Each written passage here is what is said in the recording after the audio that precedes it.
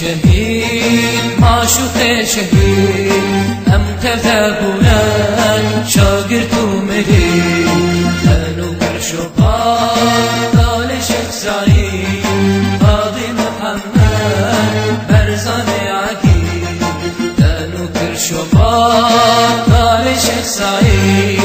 قاضي محمد برزان عقيد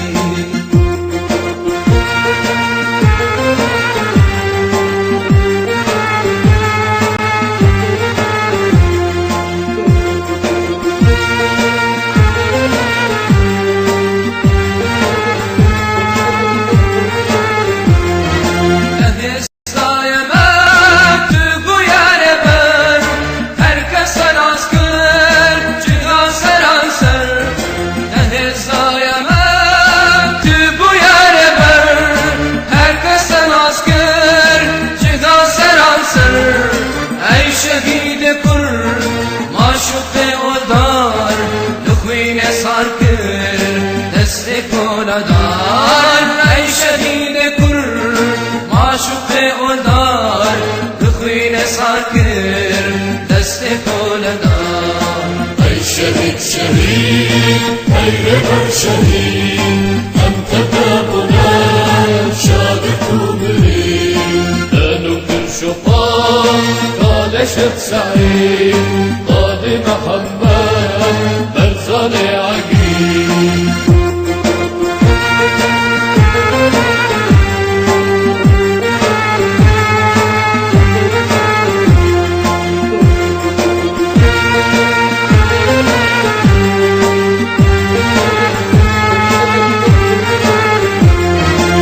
شكلو تدا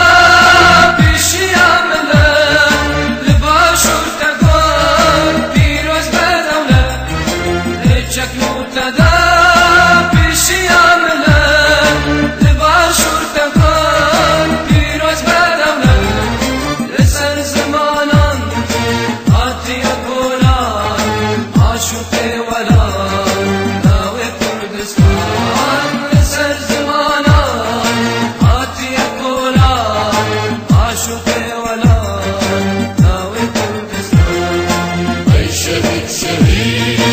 أي ربع شهيد أم تتابنا شادق ومريد كانوا كرشطان قال شيخ سعيد قاضي محمد برزان عقيل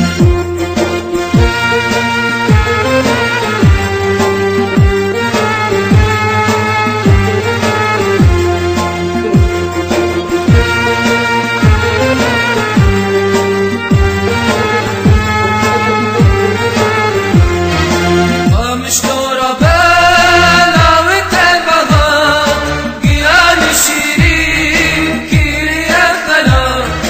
ومشتورة بلا وتبغى قيان الشيرين كيري أخلا دفع بجن بجي أزادي دمرة صوري لسر مقالي دفع بجن بجي أزادي دمرة صوري لسر مقالي أي شهيد شهيد أي ربع شهيد أم تتابنا شادق ومريد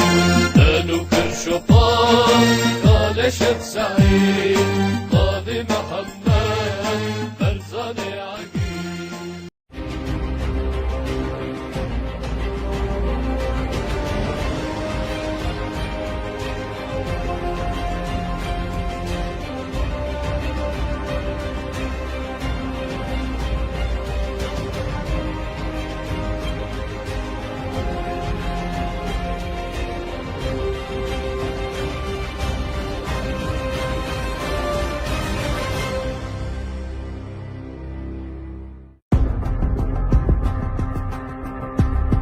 صباح يوم الأربعاء الأول من حزيران يونيو عام 2005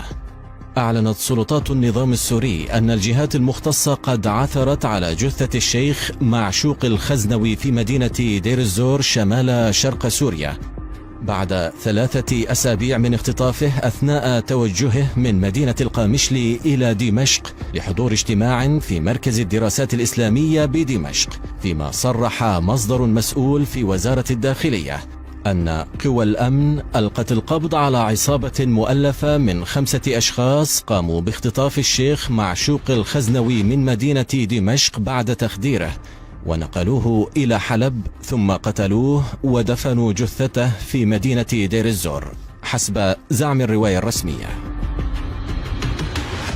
أثارت هذه الرواية غضبا في الشارع السوري نظرا لتناقضاتها الواضحة، فيما نقلت بعض الجهات الكردية عن طبيب سوري أنه شاهد الشيخ الخزنوي في مستشفى تشرين العسكري بدمشق وهو في حالة يرثى لها جراء تعرضه للتعذيب الشديد، قبل أن تطلب جهات حكومية من أسرته أن تتسلم جثته من مستشفى دير الزور. ولد محمد معشوق بن عز الدين الخزنوي في قرية تل معروف التابعة لمدينة القامشلي عام 1957، ودرس مبادئ العلوم الشرعية على يد مجموعة من أهل العلم، وفي مقدمتهم والده الشيخ عز الدين الذي كان شيخا من شيوخ الطريقة النقشبندية الصوفية. حصل الخزنوي على شهادة الثانوية العامة عام 1977، ثم قصد دمشق لينتسب إلى معهد إسعاف طلاب العلوم الشرعية في منطقة باب الجابية، والذي كان يعرف بمعهد الأمينية، فقبل في السنة الأخيرة لتميزه ونال شهادته عام 1978 بتقدير ممتاز، ما دفع بإدارة المعهد لترشيحه لاستكمال دراسته في الجامعة الإسلامية بالمدينة المنورة، حيث حصل على الإجازة في الشريعة الإسلامية عام 1984. بعد عودته عمل الشيخ معشوق الخزنوي في مجال الدعوة مدرسا وخطيبا في المساجد والمعاهد الشرعية في أكثر من منطقة في سوريا، قبل أن ينال درجة الماجستير في الدراسات الإسلامية عام 2001 عن أطروحته الأمن المعيشي في الإسلام، ثم الدكتوراه في أطروحته التقليد وأثره في الفتن المذهبية. شكلت انتفاضة القامشلي عام 2004 والتي اندلعت إثر مباراة كرة قدم بين فريق الجهاد وضيفه الفتوة فريق دير الزور انعطافة هامة في مسار الشيخ معشوق الخزنوي، حيث تحولت مشاجرات المشجعين إلى مواجهات عنيفة بين الأكراد وبعض العشائر العربية، سرعان ما أججتها قوات الأمن السورية واتخذتها ذريعة للتنكيل بالأكراد. لكن الاضطرابات امتدت إلى بقية المدن التي يتواجد فيها الكرد واستمرت 6 أيام، أسفرت عن 40 قتيلا ونحو 2000 معتقل كردي. انخرط الشيخ الخزنوي إثر هذه الأحداث في النشاط السياسي، وسرعان ما تحول منزله إلى ملتقى لأعضاء السفارات الغربية مع قيادات الحركة الكردية لشرح قضية الشعب الكردي والاضطهاد والحرمان اللذين يعاني منهما، ما عرضه لاستجوابات ومضايقات أمنية، أشهرها يوم 12 من آذار من عام 2005 في الذكرى السنوية الأولى لانتفاضة القامشلي، حيث احتجز منعا للمشاركة في حفل التأبين الذي أقامه حزب يكيتي الكردي بمشاركة حزب الشباب الكرد. كان أخطر ما قام به الشيخ الخزنوي من وجهة نظر نظام الأسد مكانته المؤثرة التي كانت تتعاظم بين الأكراد، فضلا عن لقاءاته مع أقطاب المعارضة في أوروبا لاحقا وتواصل ممثلي بعض السفارات الأجنبية معه. عندما قامت السلطات الأمنية باختطافه في 10 من أيار مايو عام 2005 أثناء تواجده في دمشق، تجمع في 21 من الشهر نفسه آلاف الأكراد في القامشلي مطالبين بالكشف عن مصيره،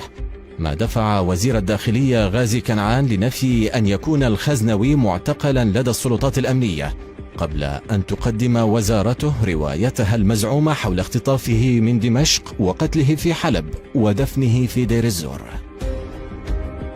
نعت عشرات المنظمات الحقوقية العربية والكردية الشيخ الخزنوي، وقالت لجان إحياء المجتمع المدني في بيانها: يمثل الشهيد الخزنوي مثالا لرجل الدين المتنور والشجاع المتميز بعلمه ومعرفته وبشخصيته الإنسانية، وهي مزايا عرفتها اللجان عن الشهيد مباشرة ومن خلال سيرته وكتاباته وأقواله التي ركزت على قيم إنسانية أساسها المساواة والعدل والحق والحرية والكرامة الإنسانية، وهي ذات القيم التي يحتاج مجتمعنا إلى إحيائها وتجسيدها في حياة وممارسة أبنائه طريقا نحو مستقبل أفضل للسوريين. فيما تجمع أكثر من 250,000 شخص في مدخل القامشلي ليستقبلوا جثمان الشيخ الشهيد، قبل أن يوارى الثرى في مقبرة قدور بيك وسط مشاعر الحزن والغضب.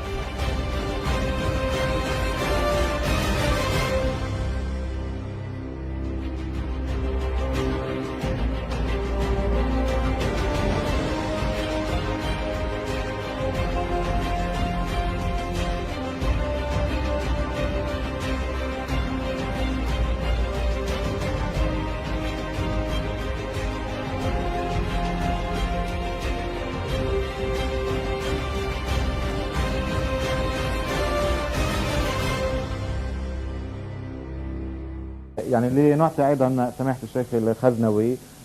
وقته، يعني واضح يعني يا سماحه الشيخ يعني بانه الفتن المذهبيه يعني تجاوزها غير المسلمين، يعني ولكن يعني ربما قد تكون هذه الفتن الان او هذه الفتنه الان يعني اكثر ما يعاني منها المسلمون. بسم الله الرحمن الرحيم.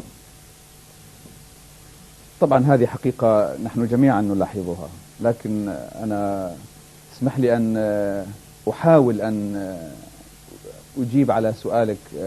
للأستاذ هرموش لو قلت أنه الفتنة مذهبية أم سياسية، وأنا أشعر أنه يعني ما اكتملت الصورة. نحن عندنا الخلاف المذهبي يوما ما كان فتنة، بالعكس هو عامل إغناء للفقه الإسلامي وتوسيع لبوابات منجمه،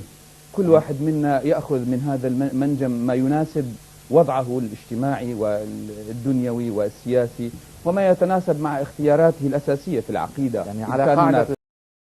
أمتي رحمة. طبعا هذه في خلاف في سند هذا الحديث، لكن هو الاختلاف في الرأي حقيقة نحن جميعا نستفيد منها ونصل من خلالها إلى الخيار الأفضل للأمة في الزمن المحدد.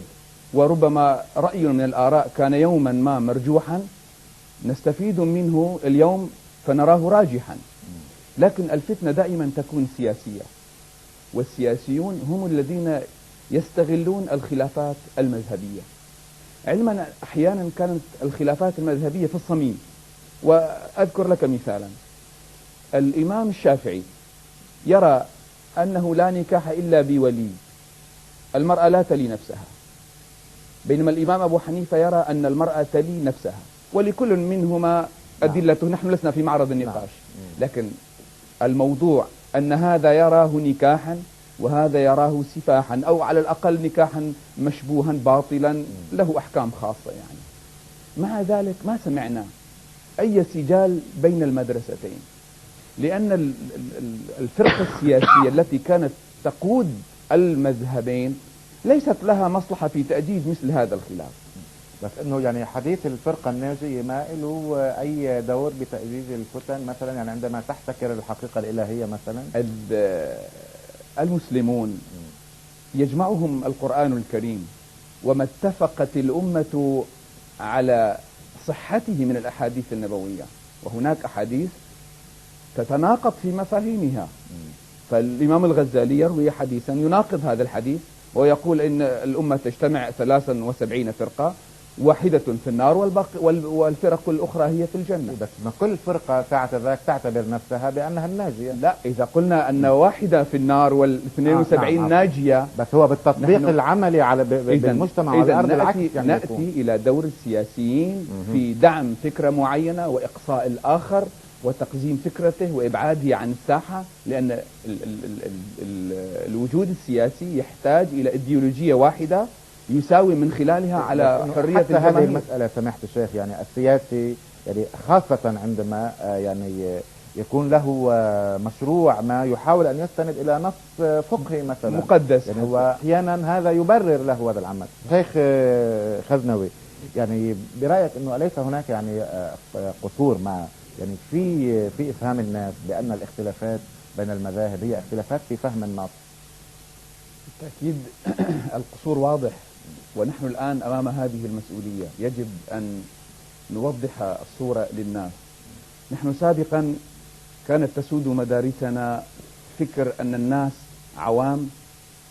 وأنا لا أريد أن أستعمل هذه الكلمة، قاصرين عن الفهم والاستيعاب، هذا واضح. نعم. ودائما نحن نسوقهم كمقلدين أمامنا دون أن نبالي بفهم هؤلاء الناس. ونحن نعلم أنه في الإسلام لا يوجد مفهوم رجال دين. أي مسلم مهما كان موقعه هو يتحمل مسؤولية تجاه هذا الدين. علينا أن نبصره ونحمله المسؤولية أنك مثلي. ربما أنا أكون اطلعت على جوانب اطلع عليها، لكن يجب علي أن يتحمل مسؤوليته. وأنا كإمام في مسجد أو خطيب أو مرجعية دينية، حين أعلم أن الذين أمامي هم ليسوا كحجارة الشطرنج، إنما يستطيعون أن يقولوا لي لما، وهو الفهم الذي عاش تلاميذ النبي. وهذا لا يحدث. تلاميذ يعني النبي عليه الصلاة والسلام عاشوا مصطلح على تسميته بالعوام. اسمح لي سيدي الكريم، أنا أريد أن أنبه إلى هذه النقطة. تلاميذة النبي عليه الصلاة والسلام عاشوا معه على هذا المبدأ، وهم يعلمون أنه معصوم. لما كان يتصرف أي تصرف كانوا يحاولون أن يأخذوا جوانب الرأي منه. يوم أنزل الجيش في مكان قالوا هذا منزل أنزلكه الله، واضح. أم هو الرأي والحرب والمكيدة. لكن يعني مضطر أن أتوقف مع فاصل وأعود إليك سماحة الشيخ، ولكن في 3 نقاط أساسية من خلال القسم الأول. المسلمون بحاجة إلى يعني الاعتراف بثقافة الاختلاف والإيمان بها، أيضا نبذ يعني كل ما يقال عن فكرة المؤامرة، وأيضا يعني النظر إلى الأسباب الداخلية والتخلي عن الإزدواجية في الخطاب. بعد سماحة الشيخ خليني انتقل إلى سماحة الشيخ خزنوي، طرح سؤال إنه ماذا تفعل مع فقيه بصرف النظر إلى أي درجة علمية وفقهية وصل يفتي بذلك. أيضا أضف ما سأله أحد الحضور. طبعا سماحة الشيخ بين أن القضية قضية أخلاقية، وأضفت أنه فيها بعد ثقافي. اسمح لي أن أذكر بداية موضوع بسيط كان يمر معنا في قضايا الفقه في كتب الأحناف. هل يجوز للحنفي أن يتزوج الشافعية؟ الأكثر أنه لا يجوز، ولكن ذهب البعض بجوازه قياسا على الكتابية، يعني قيسوها مع مثل المسيحية واليهودية يعني. نعم. طبعا أنا كنت أقرأ هذه الفقرة بشيء من الاستهجان، لكنني الآن أنا مقتنع أن أطالب بها. أطالب المسلمين أن يقيسوا مذاهبهم وطوائفهم بأهل الكتاب يا أخي. اسمح بالخلاف معك. كان النبي عليه الصلاة والسلام يأتيه نصارى نجران ويصلون في مسجده إلى الشرق، وبالتأكيد كانوا لا يقولون بسم الله الرحمن الرحيم ويقرؤون الفاتحة، بالتأكيد كانوا يصلون على طريقتهم ولا يجد في ذلك أي غضاضة. سمح لهم أن يعلقوا صلبانهم، يعني هذا أضعف الإيمان.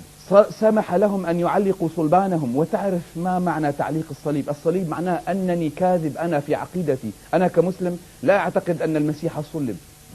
ومع ذلك أسمح للمسيحي أن يعلق الصليب ما دام هو مقتنع بها. خليفة المسلمين يوم فتح القدس أزالت الأقدار عن الصخرة التي يعتقد المسيحيون أن المسيح صلب عليها، علما أنه يناقض عقيدته. نعم طبعا. أنا أدعو المسلمين إلى أن يعاملوا الطوائف الأخرى، المذاهب الأخرى، وطبعا أنا أقولها بكل مرارة، نعم يعاملوهم معاملة أهل الكتاب يا أخي. أضعف الإيمان. صحيح الشيخ خزنوي، يعني أشار الدكتور سيد هرموش إلى التعبئة الفقهية أحيانا يعني عند كل الأطراف، وهذا عامل يساعد. يعني هنا أيضا يعني تبرز عملية ويبرز دور علماء الدين في ذلك. طبعا الفتنة دائما نبحث مسببها هو من يستفيد منها، لكن دائما أنا أجزم أن الأدوات والآليات منا، لأن الفقه التعبوي هو يدفع إلى هذا المجال، هذا الاحتقان تجاه الآخر، أنه أنا على الحق وغيري على الباطل. بعد نقطة أخرى، لما مذاهب خمسة؟ يعني لما نبرمج الناس على أن هناك مذاهب خمسة ثم لا رأي آخر؟ ما المجال مفتوح لكل الناس. يعني هو قصد أنه الإطار العام يعني تحديد إطار عام للحركة الإسلامية هو نوع من الجمود، بمعنى ذلك أن خارج هذه الفرق الخمسة على باطل. بيأدينا شيخ حمزة، وصلنا إلى المرحلة. لا يا أخي، افسح المجال للمسلم أن يتحرك، افسح له أن يتحرك. لا خطر من الاختلاف على مئات من الآراء، خلي يختلفوا، وفي النتيجة كل واحد منهم سيدفع ضريبة اختياره أمام الله. إنه ثقافة الاختلاف يعني عندنا خلي يختلف يدفع ضريبة اختياري أمام الله. هذا رأيه وصل إليه. نعود إلى الشيخ المهاجر، تفضل. فضيلة الشيخ، إنه ليش إحنا بنحكي إنه فلان سني أو فلان شيعي اللي قتل؟ هل الذي قتل أمير المؤمنين علي بن أبي طالب هل هو سني أم شيعي؟ من قتل الإمام الحسين هل هو سني أم شيعي؟ أو من قتل عثمان هل هو سني أم شيعي؟ أود أن أقول أن من يقتل المسلمين فهو ليس بمسلم ولا يحمل صفة شيء من الإسلام سوى اسمه أو اسم من أحد آبائه، مثلا عبد الله أو محمد، هو ليس بمسلم لكن أسماءه تدل على شيء من الإسلام. نحن نود أن لا نقول أن هذا مسلم فجر في مسجد سني أو مسجد، وليس مسجد سني، مسجد للإسلام هنا أو هناك في جميع الأماكن. طبعا هذا حكمي وحكمك، لكن هذا وليس الواقع. التقسيمات طبعا تختلف حسب الزمان، ما كان هناك تقسيمات سني وشيعي قبل 1400 سنة، كان هناك تقسيمات أخرى، لكن ضمن هذا الزمن هذه التقسيمات صحيحة وهي وراء هذه العمليات، شئت أنا أم أبيت، لأن أنا وأنت نراه غير مسلم خارج عن الجماعة الإسلامية، لكنه صلى التهجد في الليل ودعا أن يتقبله الله شهيدا، لا تنسى. إيه بس انه هذا شو يعني، ماذا يعني ذلك سماحة الشيخ؟ توجيهي أنا له. يعني ممكن اي فقيه بين قوسين ان ياخذ مثل هذا النص ويعبئ به مريديه واتباعه، لذلك نحن الآن أمام مسؤولية فك الارتباط بين المريدين والشيخ. الناس ليسوا نعاج. أنا برأيي أنا برأيي أنه على جميع المراجع والعلماء الدين أن يوعوا من يصلون خلفهم في خطب الجمعة وغير خطب الجمعة بأن هذا ليس مسلم، وأن لا فرق بين المسلمين، ولو يقولون هذا مثلا سني أو شيعي، لأن الإنسان البسيط الغير متعلم يعرف أنه قال الشيخ له أعمل فعمل. نعم. لي سماحة الشيخ خزنوي قبل الفاصل معنا دقيقة واحدة سماحة الشيخ، يعني عندما ينطق المرء بالشهادتين كيف يعني إلى ماذا يمكن بعد ذلك تكفيره؟ نطقه بالشهادتين يعني أنه كما قال الأستاذ عصم دمه وماله وأصبح مسلما من أهل القبلة، لا يمكننا أن نكفره إلا بثوابت معينة ضبطها أهل العلم، ويجب أن تقام عليه الحجة، ويجب أن لا يكون جاهلا بأحكام الشرع. وفي النهاية اليقين لا يزول بالشك. رجل يشهد أن لا إله إلا الله وأن محمد رسول الله، لا يمكنني أن أسلب صفة الإيمان عنه حتى بحديث عندي صحيح هو بخبر الأحاد. مال مقدار 10 ليرات لبنانية لا يمكنني أن أسلبك إلا بشاهدين عدلين. هناك كثير من النصوص التي أنا أراها صحيحة أو سماحة الأستاذ يراها صحيحة، لكنها ما ثبت إلا عن طريق شخص عن شخص عن شخص، خبر أحاد، وما اتفقت الأمة على صحة هذا الحديث. كيف يمكنني أن أسلب عن هذا الرجل الحصانة وأريق دمه؟ طيب، على مناهج التدريس في الحوزات العلمية إلى أي مدى يعني يمكن إعادة النظر فيها؟ والله أنا طبعا لي رأي في هذه المناهج، والمشكلة أنه حين نطرح شيء عدونا الذي يستفيد من هذا الواقع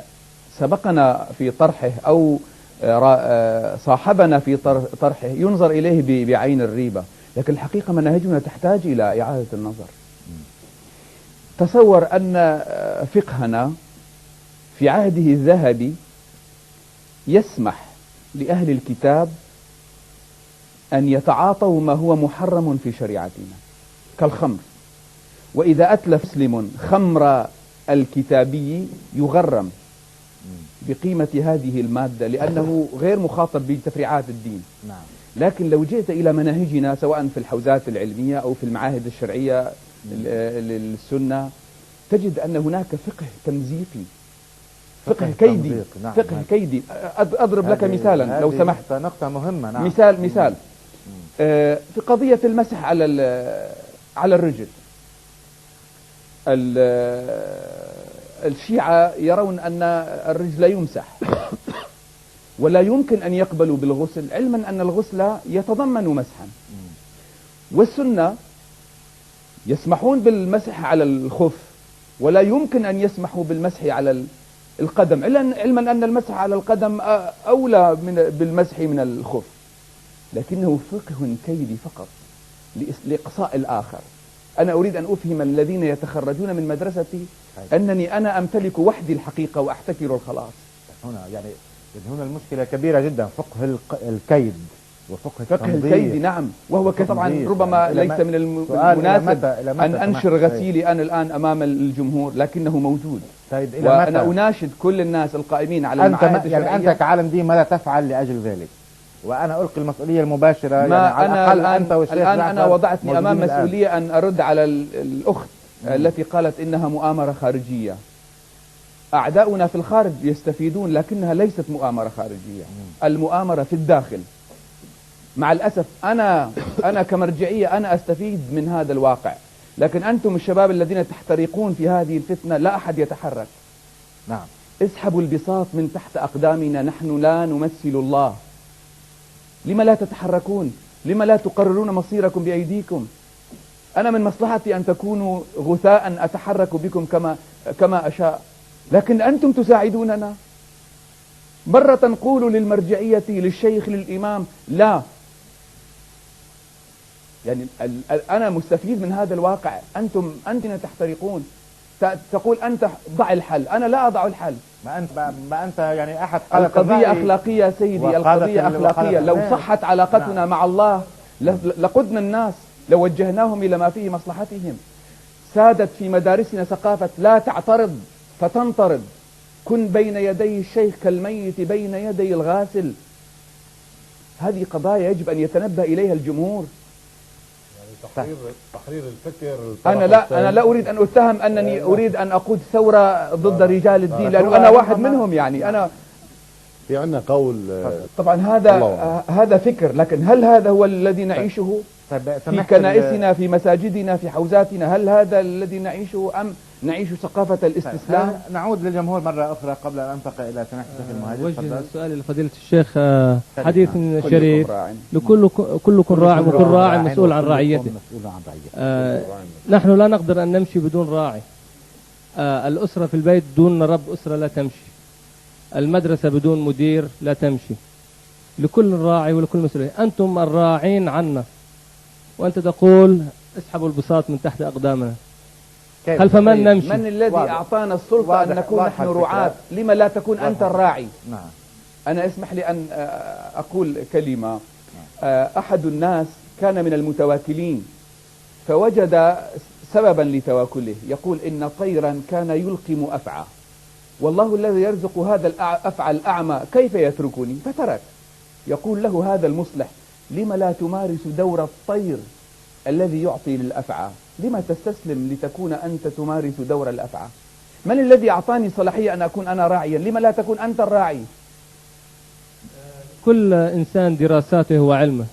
أنت رجل دين متعلم أكثر مني وأكثر لكن من غيري. لست إمعة يا أخي، يجب أن تفهم. أنا إلي مصالح معينة، أنا إنسان، أنا إلي بشر، تتجاذبني عشرات القضايا. قد أكون في موقع سياسي، في موقع اجتماعي، في موقع اقتصادي. لما تجعلني ملاك أمامك؟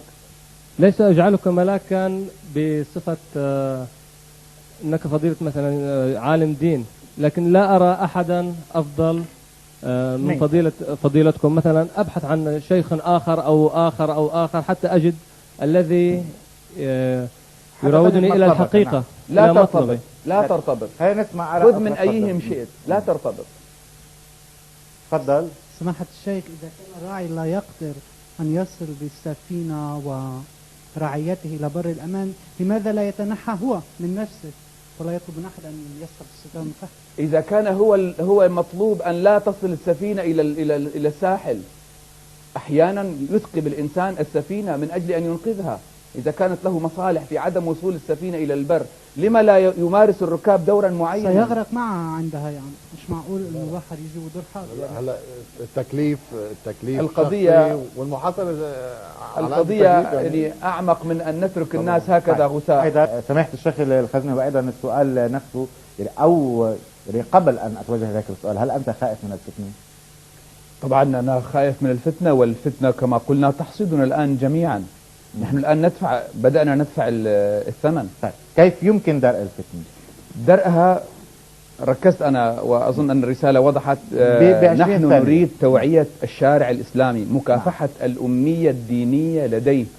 وتحميله المسؤولية. نحن كمرجعية، طبعا بالمناسبة أنا لست مرجعية، أنا أحد الناس الذي أدفع ضريبة ولائي للمرجعية. لو أنا خرجت على المرجعية سيفصلونني من عملي ويأخذون المسجد مني ويأخذون كل الامتيازات، ولذلك أنا مضطر أكون مرتبط بالمرجعية. نعم. المطلوب أن يتحرك الشارع دينيا من أجل أن تحمينا من مدارسنا. هناك بين المسلمين فكر ومنهج جديد، لكن يقبر من خلال استنساخنا. يجب أن نكون صورة عن المدرسة القديمة. سماحة الشيخ معشوق الخزنوي، وأخطأنا كثيرا في اسمك بين الفتحة وبين الكسرة. المهم أن تحافظ على الاسم الأول المعشوق. نعم. الخزنوي لو أخطأت فيه لا يهم.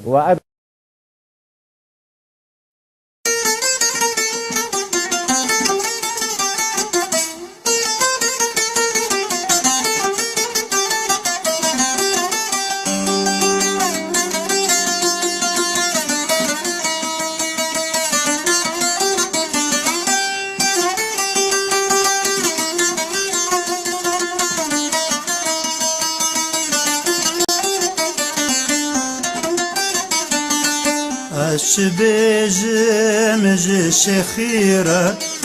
جي معشوقي في دليرة الشبيجم جي شخيرة جي معشوقي في دليرة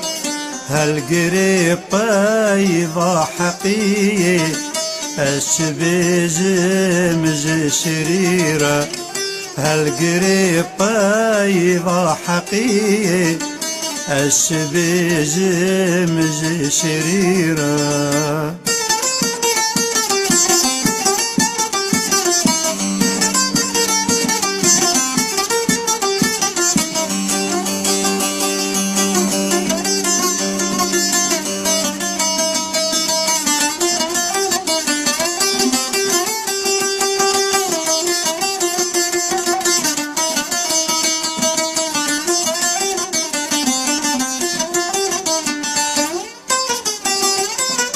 ميري خبات شخيمن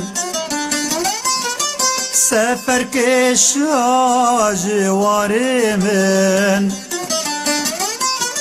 ميري خبات شخيمن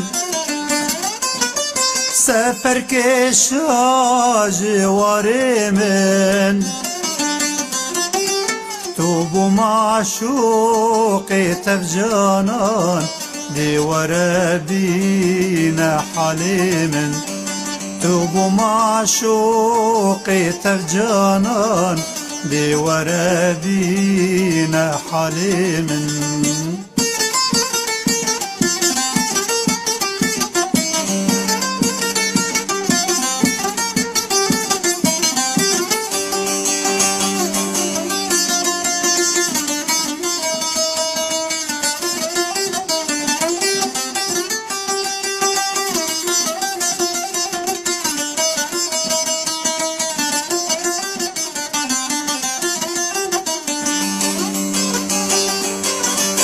تديروك نخشان بخيني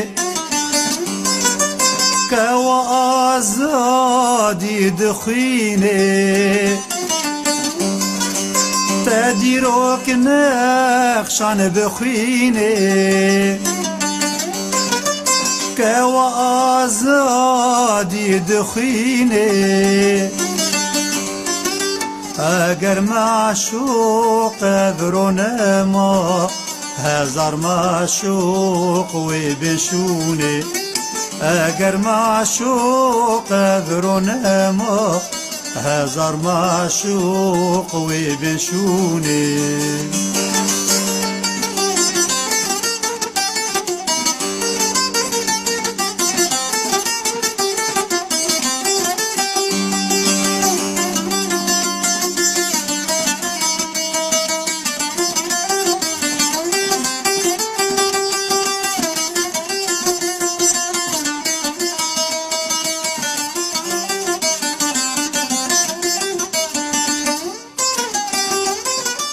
تو درسك بوش بو مكردان تو چرا بوش بو ممردان تو درسك بوش بو مكردان تو چرا بوش بو ممردان قد تجاريم تجبير ناكن لقامش لو كردستان قد تجاريم تجبير ناكن لقامش لو كردستان قد تجاريم تجبير ناكن لقامش لو كردستان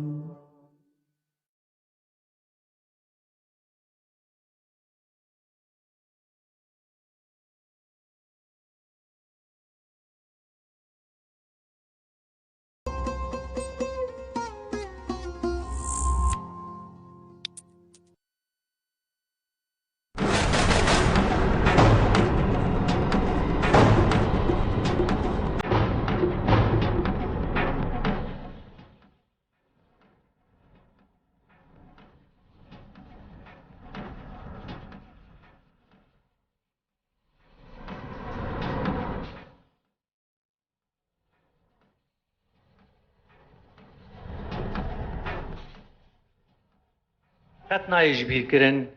ينكو نافين خو بتيبين زيري ددلي كردستاني دا نقشاندنا ونفيساندنا وقت بيشا وقاضي محمد لهنجي دلشير شيخ سعيد بيران جنرال برومت ملا مصطفى برزاني لقابا امبري خبدن روش افايا كردستاني براستي امي راستي شخصيت وكساياتيك قلك بلندورن اوجي شيخي شهيدان محمد معشوق الخزنوي تماشاوان انهجا وبرومت دما وخشبه بهيفي ما كون دنا خير وخشيه دبن هرتم شاد وبختوار بن ايروجي ام بكومك جرو شمبير وهنرمند وباورمندن قلي كردرا جفينه تا ام في بروغرامي زنگين بكن ميوانين ما اذن ما مستحكمة عزيز سروكي ريخستنا باراستنا ما في مروف لسوريا كري شيخي نمر مرشد معشوق الخزنوي ما مستا عبد الباسط حمو اندامي بريفابريا بارديا يكيتي كردستاني سوريا سيدا ملا عبد الله هالبسفانا كرد مزگين حسكو سياسة مدار سمير سفوك هنرمند دنخوش زبير صالح چالکدار و خانم هیجا فرح خلیل نگارکش راجال بله تماشاوان هیجا ده دستپیکا و برنامه ده که ام بهفره هنکی لکرتجیانا شیخ شهیدان محمد معشوق الخزنوی گهدار بکن و بهفدورا ببینن فرمو که ام بهفره شیخ شهیدان معشوق خزنوی زانیار و رومدار گلی کرد بو سینور و پاراستنا باوریا گلی خوبو به فلسفت و گرانیا باوریا خویا اولی عرش و کلهن ظلم و زوران آنی خواه جهرس و کارزمیا کسایتیا شیخ نمر دجمنین گلی کرد بشوان و روژان خو ندهات چاوینوان دبر بجنو بالا خدا فدی ندکر جعرف و عادت خو نفرت ندکر ججل و برگین دایکن خو فدی ندکر جزمان خوی بریندار بسدان سالان فدی ندکر به هنرا گلی خو سربلند بو به مموزین ولات خو سربلند بو اویندار زنار و چیاین ولات خوبو تاکو ایشو قیرینا گلی خو بگهینا قادن بلند د جیهان ده بیترس لحمید دریاند ده جبروان حمیدشتان شیخ شهیدان معشوق خزنوی جبر گلی خوه شهید کرد شیخ شهیدان شهید گرانبها ماموسته و نمر معشوق خزنوی معشوق خزنوی جمالباتک نافدار و کوناره اف مالبات لرجاوای کردستان دمینه دناف کتگوریا مالبات این کردان دا گلکی اف مالبات بناو دنگه اف مالبات دکوکا خود جگند بیازیده کو لباکوری کردستان دکن پشتی کوشبریه که بسالان اف مالبات در بازی روج آوای کردستان دبه و بسرکیشیا ملسوار کو باپیر شیخ نمر بو لگند خزنه کو گریدای قامشلویه بجهوار دبه دبنسها ناو باپیر وانده شیخ احمد خزنوی اف مالبات بناو خزنویان تیناس کرد دریا عرف و عادت و متود خوین باوریه دجی مالبات خزنویان سرکیشیا رین شیخ نقشبندیه دکشین و لسرانسری کردستان و الولات جیران جی پیلین سرکیشیا مالبات خزنویان جئول و دبستان اولی را دیاره و بناو دنگه شیخ نمر معشوق خزنوی دروجا 25 چریا پیشین ده سال 1958 ده لروج آوای کردستان لگند تل معروف کوگریدای باجار قامشلویه دناو مالباتک صوفی و خودی ارک و ازمونه ده شیخ نمر هاتیه دنیا لگل فقیتیا خواه دبستان خواه سرطایی لگند تل معروف دقدینه و دربازی دبستان ناوندی ده و لسر دوارین جدا خوندنا خو بردوام دکه و پیش تابیده یک جوان وک شاگرتکی دوار شریعت و اولا اسلامیت ده دخوینه و یا دوم جی بردوام کرنا خوندنا خو و بدست خستنا بلگه و لیسه خو پشتی لیسیا د سالا 1977 ده دربازی پیمانگه زانین شریعت دبه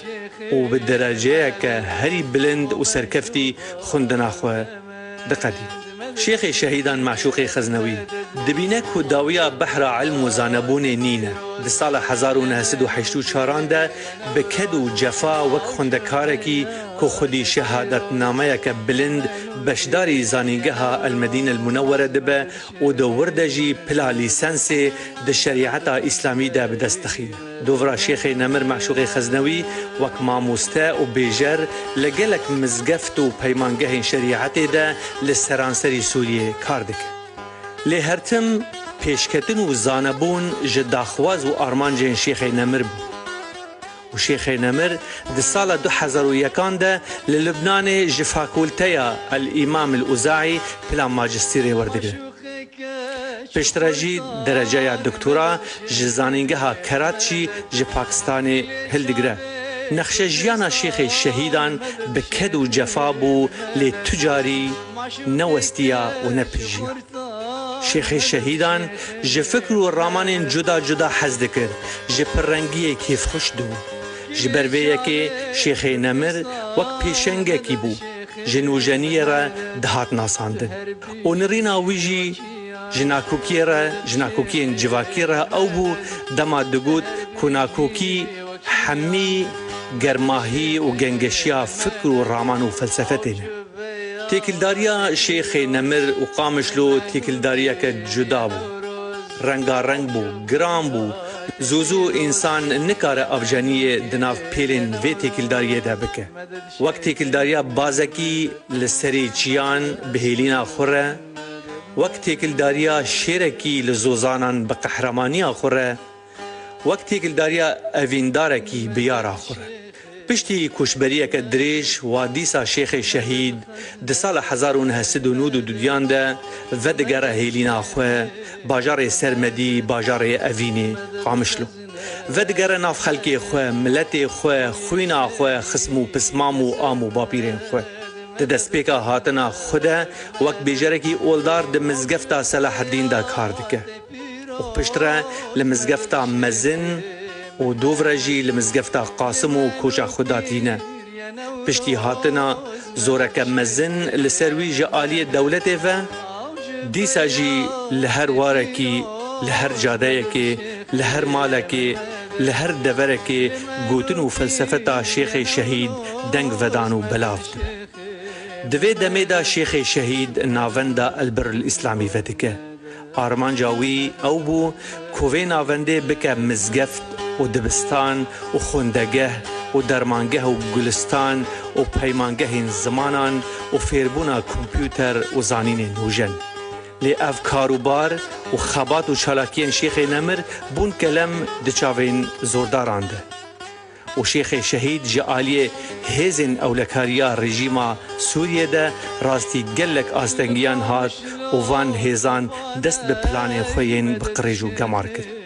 شیخ شهید و نوجن کرنا اسلامی د دستپیکا جیانا خدا شیخ شهید ریاک جدا جخورا هلبجار ریا جدابونه و گنگشیه و رنگارنگی افتشت ج شیخ نمره بنگه و پیشنگیا جیانی و لسر وانتشتان استونین باوریا خویا بگشتی دچاند. شیخ نمر وجینک بو د جیانا اول و اولداریه ده چه د نافبرا ملا و شیخین کردان دابه و چجی د ناف گلین دن دابه. ماموسته شهید دید کرومت تشتگی ثابته کج مروواتی راحاتی دانین و بازار لسروی قطنا. گر رنگ انسانان چه به، گر زمان انسانان چه به، گر نژاد انسانان چه به نخمه لدوی برومت بجی. شیخ شهید دگوت مافی مروفان پاراستیه گرک تجاری ماف نه بن پیکره. د فکر و فلسفتا شیخ نمرده امراستی گلک خلکین گرانبهاتین وکساس کرنا ملتان و جدا کرنا دین و دولت جهو تا پیش روژا جواکین تفرنگی زوزو بین چاره سر کرن. شیخ نمرده گوت گرک انسان به همه هزین خو لهمبر زور و شدت و ترور بسکنه لهین تشت هری بالکش لبا شیخ شهید او کو گرینگیا نوجنیا فقه حتی اسلامی دکر و ترکرنا همو آواین کبن پرستیه دجیانی ده شیخ نمر دناف کسی نوجن دا جه خود دید جه کسی آزادی خواز و رزگاری خواز فکر و رامان رجی دوست و حوال بود شیخ نمر جه اسلام سیاسی جی نفرت دکر و دگود که اسلامتی ورگره که جه عدالت و وکهویه ره و بنگه که جه شورا و راست کرنا جیانا مروفاتیه ره شیخ نمر بر پرسیاریا دیروکی داویت استی حاکم و حاکمداران تا بکار و بار و ارکین خرابن جه دنیای را شیخ شهید درگه کی مزم بو فرح بو تیده همی رنگ مروفاتی دربازده بو پروژه که اسلامی و کردی بو خودی نرین و فلسفت بو دگوت کو گرک ام کرد ام فرما هری باش جی اسلامتیه جی جیهانی را پیشکش بک شیخ شهیدان و دوزا کردی شیخ شهید ده شخصا خود تجاری خو بدیل جی تفگرا کردی را ندیدی دگوت از باورم کو هر مروفک رولا خواه ده تفنا جیانی ده جدایه گلک دل ایش دبو دما دگوت حیف کو چما کرد جعالی براین خوی مسلمان و تینا کشتن دواره کی دنده شیخ نمر دعوی برخودان و مافورگرتن جگلی خورا دخواست و نفرت دکر جه کسی ظلم و ظلم دار و جه گوتنه کو شیخ شهید ایرش و حرس و غضب خواه لسر والپرست و کبن پرستان ده دباران شیخ شهید زمان کردی جخوره وک ناسنمه دید و بخواه داخواز و دلگرمی چاند و کلپورا خوبو قرمانیامی شخصیوه نیزیکی دلوه بهتر جوی عربیامی خوش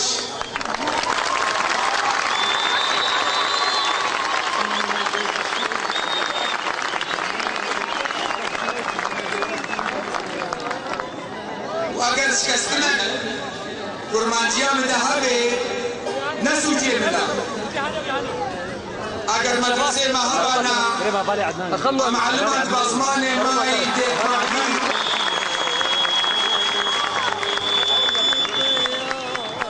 داما کلتراما مطلقه قرمانجیان بسنها باشتر بانا ده بلندکرنا ناو و ناوروکا چاند و کلتورا کردی ده گلکی مجولی و جه گووند و رقص و سماین کردی جی تیر ندبو لی بهتر گووندا شیخانی هست نوی دمیاند شیخ شهید مرن و ترس ناس ندکر تجاری پیلا ترسه دلیوی ندگرد دگوت لازمه از نامه خواه ببم سری و لگلک دیوارین قالند راست هات جبو چاره سرکرنا پرسا کردی گلک جاران شانده جبالوس خانین اوروپی پیشوازی دکر وقتك وعز بنابي زانبوني خبرتم بنابي علم وشياربوني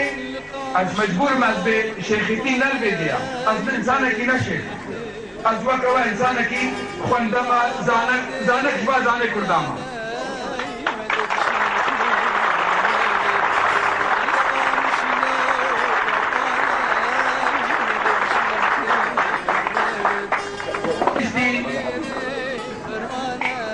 خذي ان شاء الله جبران مصيبتها وبكي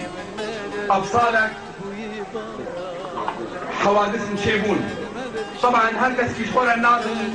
ليكرن امام زان بنابي مشنا بليكريا وهم تمام زانن واسئله قلتي في ايشان شي حتى ريو الخطبه اللي بيجي يقول قيمان خلقيناي بو خلق جيبكي يعني هنا كان قيمه واناي جارنا خذي تشكي خوازي مالله قيمه ويناي كلاو خدي قوتيا في خبر قوتيا ملط في قيمة بناي فاسلامك في مخابرات أكاري بيجرني شما تنابي كل خب داني أشياء يان كاوا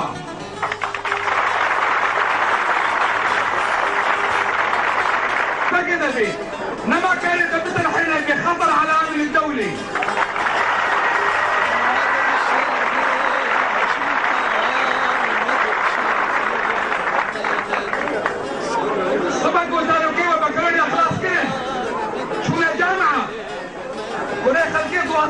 باشتري نزل ديزل أجبركم يدورات ساعي ذكرية تنقرية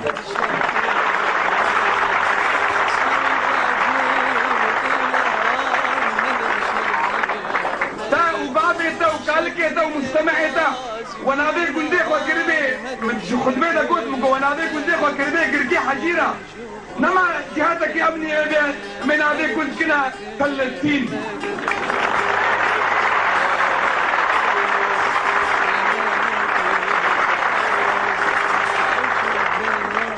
إيرو برنامج إشاراتها بيهترا كيف خشياوة وهناك بعاجز بي هناك هابون ايقو خاص الآب قلق بيتا كان بيش خولا تيدا صيدي بكل هناك هابون خصوصي خلق خاصن او تخصنا دفرنا دا جبو يكي وكرو وكي انتحاري بانتحاضار كي بدي دا بلاو كيما بردا يان سر ولا چندانا سبق بكا ام حتى بيواناي ام اسفاد دكين قوتنا شريك المي دلال سربلن شيخ دريجي از نشيخ طريقنا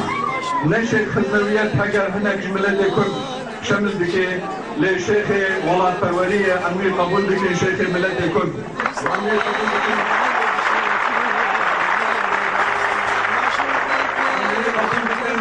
ومعنا فدا وكا الشيخ محمود حفيظ وكا الشيخ ملا مصطفى برزاني وكا الشيخ سعيد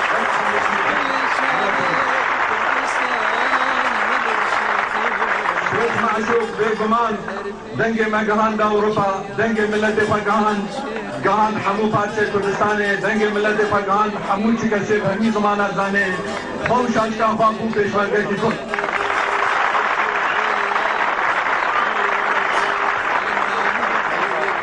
دهه مها گلانه ده سال 2005 ده کومک جهیزن اولکاریا بعسیان شیخ شهیدان گرتن و رواندن دورکن نناس با آوائه کی هوانه گلک اشکنجه و زور و زخت به حق شیخ نمر کرن تاکو جداخواز و آرمانج خوفکش لداویه و جبر زورا اشکنجه کرنه شیخ شهیدان معشوق خزنوی شهید کرد و دیکی مها حزیران دا 2005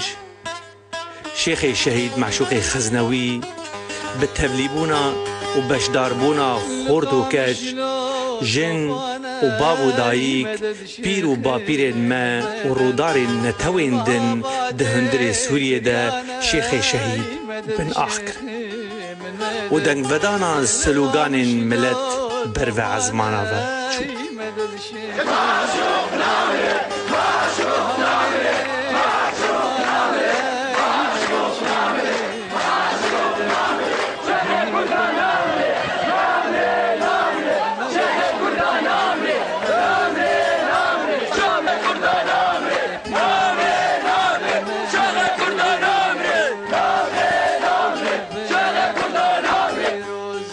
هجای گوتنه ام ببیجن کولاشه شیخ نمر با آلا کردی هاتا پیچاندان هزار رحمت لگورات ای شهید ما هیدبونات تو کت ناو رفین لهنگ و قهرمان گلی کرد وک قاضی محمد شیخ سعید پیران و سید رضا و برزانی نمر بله ماموسا حکمت عزیز تو وک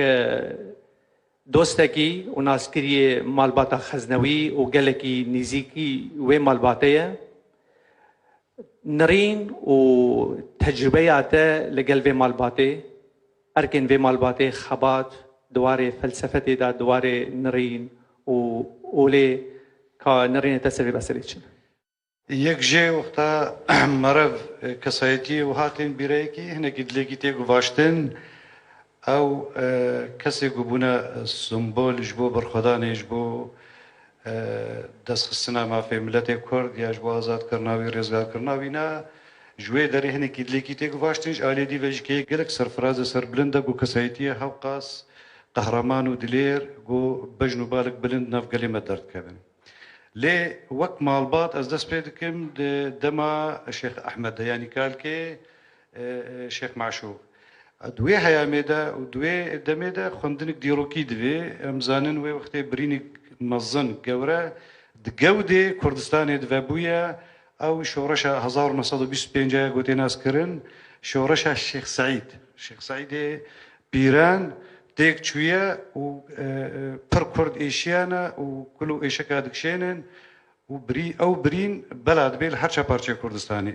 دوي دميدا جيكي ديسا دوي هياميدا بيوندي هيا بين حكومة فرنسية ونقبة حكومة أتاتورك ده ج سوري تخوازي يعني جبر فرنساوي دمينو ناري سوريا دبيجي دبي أو كسي جو بشتغيريا في شورشي كرنا في سرهلداني كرنا في برخداني كرنا دبي ورن دور كتن ترس تركا بيدا بويا دوي دميدا انو جارك دي شورش ديس دس بيبكي وكرد ساري خراكن ليستك جنافا ددن فرنسيا انو فاكسا دور بكن جبر سينور تخوب دور بكن باجار دن اي سوري وك شامي وك ديرا زوري واناكي يك جوا كسي هاتي دور كرن وكوچ كرن نافي بينا شيخ احمد شيخ احمد الديرا زوري او بجيبويا اي وك كسايتي دي حاجو چند غاي كردا روشنبيري كردا نور الدين زازا براي واناكي افل شامل جمالا شمدين اغا تن جيكرن الويدريد من دمكي رجع شيخ احمد جوا كساتي قوتن او كسي قواتي دور كرن جبر يعني بذ وطرصاوين لسر دولتها تركا يا كمالات تركيا دوي دميدي او هناك دور دخن يعني رولا شيخ احمد خزنوي هبو دوي مسألة نتويدا او هستي نتويل جم شيخ احمد خزنوي بحزبو جبر ويك جو دور كرنا وقالك چافدير دبيجن ايغو موديتن مثلا دبيجن دبي يك جوا اغاي كردا شاندي شيخ احمد رغوتي وقتا قوت دوا الميجي خدا وا كوم جفيني قوتشي بالدورتا تكاربي بحثا كرديتي بكي برسفا الشيخ احمد خزنوي دبيجي دبي كرديتي اواي غوفان برساج مدكيج من كرتره بردف كيوي هاتي بردف كيوي اغاي هاتي وي كسي هاتي الشيخ احمد ربيجي قلت لي فقراندي قلت تجمنا كرتره جبالي بيجيكي چند هالبسطان هنا ايجو الشيخ احمد اريكاريا وكريا ديواني وانجيكي چاپ کرنا جوارا يعني عليه فراوان اريكاريا وانكريا بشتي ويناكي نفشي زاروي بنتي الشيخ على الدين تايبت والشيخ عز الدين دمعوانتي دوي دميدا جيكي جنرال مصطفى برزاني قالوا سرهلدان هيا شورشا ايلولي باشوري ولاتي مدس بكريا بجواري او دويناكي ده بعثي وقتي دستلات دستوادت سوري تن بعد كان شيخ علاء الدين وشيخ عز الدين دفي هونجي كي فتوى كي بدن يعني بوي واطية إسلامي ونفتوى كي بدن إنه قال لي سوريا بهورية بوتينيش بوي يقول بيجن أفشورة شاوينا دجي كسي مسلمانة يا جنرال مصطفى برزاني أو أنا قلت يا مناكن ومفيد اشتها ناكن وشتكن بكن أسخوزي بيتر أم لسر أركي في مالباتي بله بله بيجي أف تجتهاد أف يعني أف خالي وقوتي تشرسين ديروكا في مالباتي ده ساكنين الآلية شورشة شيخ سعيد الباكوري كردستاني الآلية دي الباشور أف مثلا هاما قوت يا شيخ عز الدين وشيخ علاء الدين أفكرنا خالق ديگر انترها يكي شوفينيست غورغور بوياناكي نافينا محمد طالب هلالة وقتها توي برتقاي تخويني أو بلاني دانية جبو عرب كرنا جزيرة وجبو دور كرنا كردان شفتو بلاورا كرنا جواتا كردي هم الآلية كونفاني ينجي الآلية شفاكي ينجي الآلية ديني مالباطا قدانية دوية بيلاني دا مالباطا مالا خزنوية قلت اف مال دري صرفتو نميني وهر كسي يقول اف بيلان قندية يا محمد طالب هلال باش دي مسألة دقي ودس بيكرنا بحمو شوي بري خدانوان بنافي بيش كتني ام بيش كتيني واف مالك باش فرويا بنافي اف مالك اغاو بقلارن وقطاعن وزماني عربي قرك مخاكا واجوا بصين جبوي في مالي جبر او مال نارينا دجمني كرداده نارينا فاشستاده وشوفينيستاده تخون برستاده او دهات قوتن يك جكاني قو كرديتي جي درد كذيتي بلا كرن جبرويش كي نافي مالباطي سعيده خصنا وقرك شيختي ريبرتيا اولي ريبرتيا باورمانديتي ناف كرداد نميني وك حرتش تيدي قرا كرناج ناف كردا فيجا اف شيخي هناكي اف سنبلا هناكي معشوق جوردي معشوق جوي مالتي يعني حتى ممكن معشوق باشه چه تشتی خلکن هنک بالکیشن دوی مالی ده بهتر مرود کاری جت ما شبانه رو بیجه يعني وقت ما قلت شتي حري بالكيش دوي دمي دوي هيا ميدا وقتها كلي ميزني قالوا شقا شيخنا في كردا هبون شقا باور من هبون شقا صريبري جواتي هبون ايه جواكي ايه سياسي ايه اولي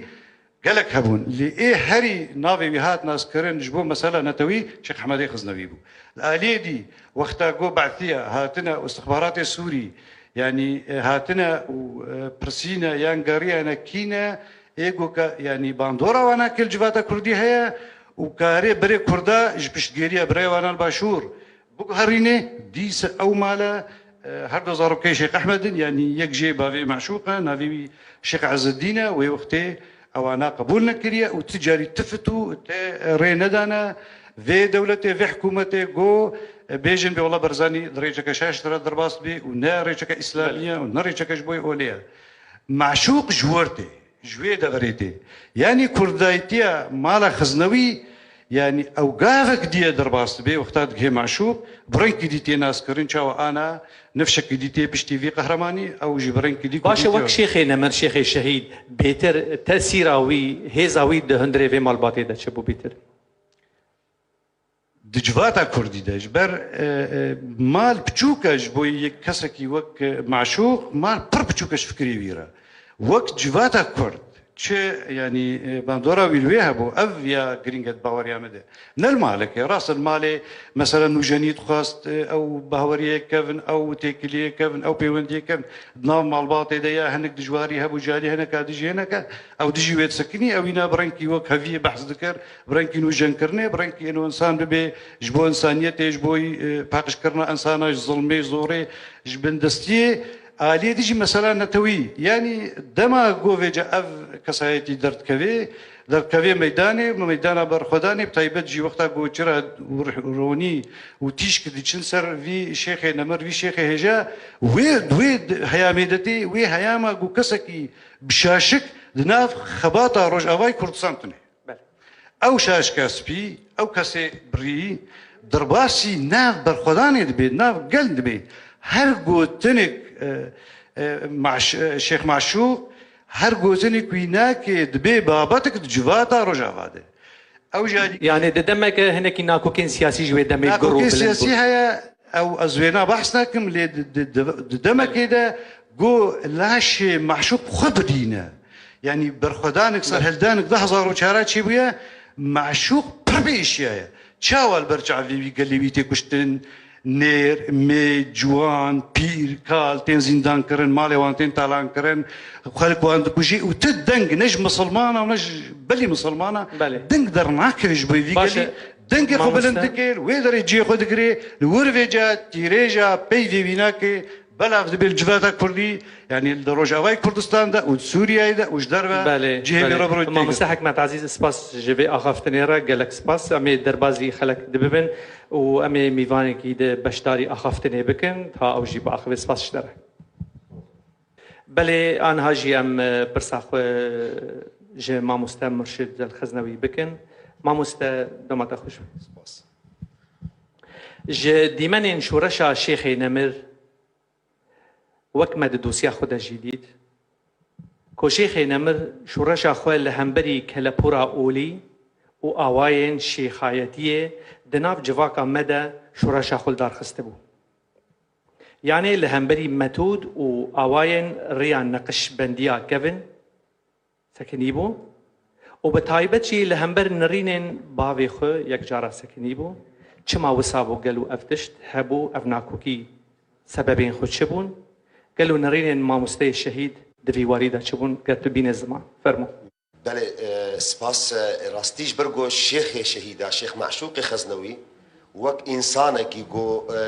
ايشا ملتي خود ديت درد ملتي خود دورا خود ديت وينا ديت قو ايشا هري مظن تشيبوا نتيجة نزانبونا وينا نتيجة رازانبونا وينا نتيجة قوشيارنا بي أو رازاندن أو جهلبونا قو كتية مجتمع وجفاكي دا أفناجي قريدايا دوي ريان صوفيتية دا أواقو مساهمة دكي برازانا ملت جبرويه كي خلكي فيم جي كربو انه بدي دوف الشيخ وتريا الشيخ كي بسطيني وإيشيتا بقدر نينش تناي خصنت قدر خود تعالى تبوغهرج برويك شورشا يكمين جو شيخ معشوقي خزنوي داس بيكر جوش خلكير داش ياكرن جو ندوي ونشياربن خد تعالى تكريمه وكريه بعاقله و تشينابش بو خاطري جو انسانك شيخه وليكي صالحه بيخمبركه يعني تشت صفاتك باش يعني السينيال او اشارتين بشورشا انا تبناف دكي تشبون يعني بيترد مالبات ده يعني دواري فلسفه تويده يعني دمي جو مبادئ مي صوفيات جو درباس بيت جواكا ما جو تشاوا جو خلق ترازاندن جو انسان جرك شيخي ويها بي وكسن جو شيخي وي نبي اب انساني هنات بريد هلاك ديا ما دام جو انساني هات بريد هلاك ديا جرك شيخك يخو بقري ما دام شيخك يخو قرد مقاعد الدوا درباس دبي قد بيكون بين يدي الشيخ كالميت بين يدي الغاسل بندست الشيخ وك انسانك مريبه بحركه باراده شيخ دخست في مبدئها نخرابك جوش خلكيره بيجي نابي جو تعالى تكريمه تكريم في عقل جدايته بيشتي في تكريمه هنات خو باراده بكيش بو خاطر انسانك وقتا او انساني هنا بمساهمه كريه بدج مني ترى قلت رازيني قلت رازيدي كبفي قدرة قلت تيدي اف فقيرتي اف برشيبون اف داقر كريا ولاطيتا اف دجمني قو سرحيتا مسلطة قلت رازيد بالاكتفاء دي كد بيا ربي مخلاص كجفي وظلمة قوم تيدنا بي قلت هول بدي بي قلت مشاركة بكي دي راكرنا في ظلم وزوريا خد نتيجة قلت رازايا نتيجة قلت افكاريها سبارتيا شيخ خو شيخ دزانينا تيجي دزاني قرك ترابي في كاريها بكي فهي كمين كاري قو شيخ معشوق كر قو توعية ملت شيار بكي قوش خلكيرا بيجي راستا قو حقي في شيخي هايا قو تحرمت وريزي جير بكري لنحقي ويا ونحقيتيا قو تبردك دين سرميجي اخوة سر عاقلي اخوة واف تكريمة قو خوي تعالى بترك يد عاقلي هذا توي عاقلي يعني بيتر دخست بربي وش بشورشا انا تو اخر بيجي كوفا بده جبرقو وقتي قو الشيخ معشوق خلكيرا قوت بي شهدبونا اخوة ما في وكس صداقة صرحي مريا نادي ما في ودفيون بدست اخوة بسطين بي قو الشيخ معشوق في قوتنا بيجي مجبورة من الشيار بكي حتى قو بكي في مرحلة دوا في قوتنا جرى بيجي باش ما مسألة سر رين كيف نبرستي هناك دواري دين دا بيتر خزيت روناهية بيتر بدي سر بمسألة يعني أول رولك قلك جراند دليست وحياة أنا هجيد ناف جباك ما كردان دا دليزة رولا كيف نبرستي وتأثيرها ويل سر جباك بيتر ورولا شيخي نمر دفي واريدا خزي هناك روناهية وقول كاركي بيروزا وهمهرتن بيجري داينجي يعني ليه تشتي جوهاتيه كرن يعني دفردا اخفتنا كي شيخ شهيداتي بيرامه جوش خلكيرا دغو ام وك ملتي كرد تي بروبليم ما بخودي او بيخمبري ويرانين دغو بروبليم ما مشاكل ما برسغريك ما بوان كسي جو خدكنا زلام خودره هيا نبخده و پیغمبری ویره هيا برس گریکا ما بوان کسی گو خودنا دست نشان کرن گو زلام خودینا گو دریا خودیدا و دریا اسلام دا گو جلک اسلام خود کن پردا اسلام دین سرخوا وان تشتن گو مصالحي و برجوانديه و شخصيتي ده انا سرسري في ملتي هذا مشينش برويك شيخ معشوق رابو گو ويجل كهانا البن سها فان شيخا فان كسي گو بيرنگي تفكير دكن راكر بقدر جواد ادليزي دفرد جيتي بيرامن قوتنا سروك استخباراتي سياسي لقامش له دمجو الشيخ شهيد راجود قلت تهماتها قلت انسانك ايو روج للفرع دي تهماتك قلت ملت شيار دكيش برجو وقت قلت ملت شيار دكي ام وك ريجيمك وك نظامك وك حكومتك ام مجبور ان هر انسانك شيار عنصرك مخابرات يعني قالوا ام دكارم بيجن شيخ شهيد كل سر دوارا شورشا خو اعلان كربو يعني لهمبري وان كسن ظلم دار وكو دين استثمار دكن يانجي خور وكراس دجميرن لهمبر ملتي كرد وهندري جواكا كردي دجي دواري دده لهمبر كيف نبرستي شري خود كريان خباطه خود كر بيغومان او برخدانا ويهبوا دواقه اليه ده لازنا خازم واوان بارچا فصل كم جفتوش برغو ازدبين او حمه يعني او باش برخدانا ويدالي شيار كرنا من برخدانا ويدالي بس غريكا كرده ازونا حمه كدبين مغو يك خطا جبرويه كشيخ معشوق وقت يقول شو سر من بري وبحثا بس غريكا ملت كرد وظلم ذكر وقت يقول خلكي جرد كنت شمات بحث دكي افنا تهلكه قيمة من هاي أصدرك مرسر من بري أشخال كيرا بيجم دين إسلامي دين عدالتية وإنسانك كرد بنيا من بري جمرة بيجي كعدالة وكأفد آلي كاريا ومظلومة رجو أزناهن أفكارها نابي بله شيخ من قالك سباس بو أخافتنا تجي هر بيش سباس سيدا كو برسا مد في واريدا أم بهيفينا كو برشي هناكي لغوري دميبه قربون و وجينا زانستيه و تفرنگيا زانبونه لقل فكر والرامان شيخي نمر تشبون أف بشك وبشيد دوان قالوا شيخ محمد معشوق الخزنوي بناف الشيخ الشهيدان دينا ساندن قالوا شرا وجبوش أبناف هات لكر بلد السريدة بناف يزدان دلوفاني مهربان إيرو مجار وبرسا وعم سرسكرين قالكي قرانه جبرقو جواركي تاريخي كابن ديروكي داتي ده تاريخي دا ديروكي دا تم دا آلينه هنك يعني دبيجن خدمت تاريخي دكن إنسانيتي دكن بزانا بينا خو سر وأسرار زانا بينا دقرن باري ودقرن سر مليخو بردوام دكن وهنك جهانا ترسيبه اللي دخبتن جبر باري الشيخ محمد معشوق الخزنوي بفا مناسبات ديروكي وام داخفن ديروكا إنسان كستاين وقفي براستي زمان عاجز نكاني يعني زمان شقاس بيجي نكا بين الزمان لأس كانوا بيجم زانبنا محمد معشوق خزنوي شيخي مني دلالي هيجا سيداي من سيداي فترة من بعد بيجم فترة دين أولي إسلامي دا جو بيغمبر دبيجي كل مولود يولد على الفطرة مثلا بيغمبر حيث بيغمبر فترة تشتكي أزلية سر أسرار الشيخ معشوق علمي خش أزل قرتيج أزل داتي راكرية بلكن مجارو برنامجكو ددو سسيو ده تيرناكن سر زانستيا ما مستقشتي بيه شيخ الشهيدان تينافكرن اف مسمى خير نرخ ناه ميدانه يعني نتشتكي فجائي هما هر كسياتي قوتن شيخ الشهيدان يعني لقور شرط مرجين أولي يعني ليه اسكانم بكرت و برسيله بينم نقطة دينم سر قو زانستيا شيخ قشتي بش كدقري إلهام أخو در أخو دقري طبي ديني مدى عند بيجن تماشاواني ما دبيج وشاش فعم بكن راست الشيخ معشوق الخزنوي نبي خنبره ليه نتناقض دماغو ورثته پیغمبر راكي بزانبين اخو گشتي بيه يعني شيخ معشوق گشتي بي زانبين ورثته پیغمبر اخو راكريه كو پیغمبر دبي العلماء ورثه الانبياء يك او قوتن فلسفه قلت بينه مرنا عالمك بوازنبينه كي ديگينه وا مرحله شيخ معشوق گشتي بي وا فلسفه هانه گو لائق كريبي لائق وا مسمات هانه جبر و نمونه گو ورثته پیغمبر اي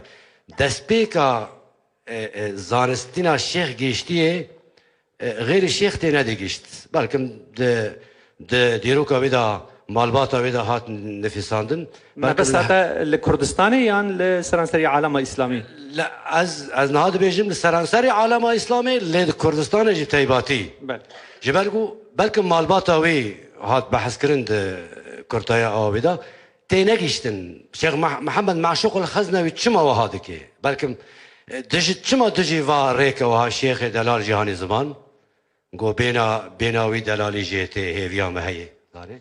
قالوا شيخ ببورة دبرت كيلك وي قالك جارارو نشتم لما كاي مكرم جي بيروس او لاوروبا جي او ايرجي از هيفي دارم او وراثته نمره از الكروي دا ببينم باشه شيخ خلاك از خازم مش دبر يعني ميوانين ما بري تجي اخفين از دبينم كو خلاكن هنا دجيانا وشخصيتها شيخ ده وشارتين الروناهي نتشوي سروان بيتر يعني نظام بحسياي يعني از بحسيامه لجبر از بيجم سؤال برنامج تيرناكي زبرقو او سر اسرار او كليت انا اخترع وسر الشيخ قرطبي كل ده سبيكر موجوده بالغ بيد روشا پیغمبر جزيرة عربية دردكابي لهمبر كل دردكابي لهمبر قريشية جزيرة عربية آلهات بيت بنات استعبادات پیغمبر جناف قريشية دردكابي براست بوحي إلهية أما دردكابي تجد الهمبر كي يقول نبكي كان يا كارو خبات كاني دبستانا ولات كاني شيخين بابي مراد كاني معشوق خزنوي كاني معشوق خزنوي كاني جياي برمزن كاني مرخاسد الهسن كدنج خورتو مروجن كاني معشوقي خزنوي كاني معشوقي خزنوي كخزنوي كان قشبند كاني مرجير ولوند كاني شبال كاني هفند كاني معشوقي خزنوي كاني معشوقي خزنوي كاقام شلو كاسر هلدان كاني فرهد كاني جوان كاقي ورا كاني سوان كاني معشوقي خزنوي كاني معشوقي خزنوي كادنج على صور زر كاميراني كاني هنر كاني خبات كاني شر كاني معشوقي خزنوي كاني معشوقي خزنوي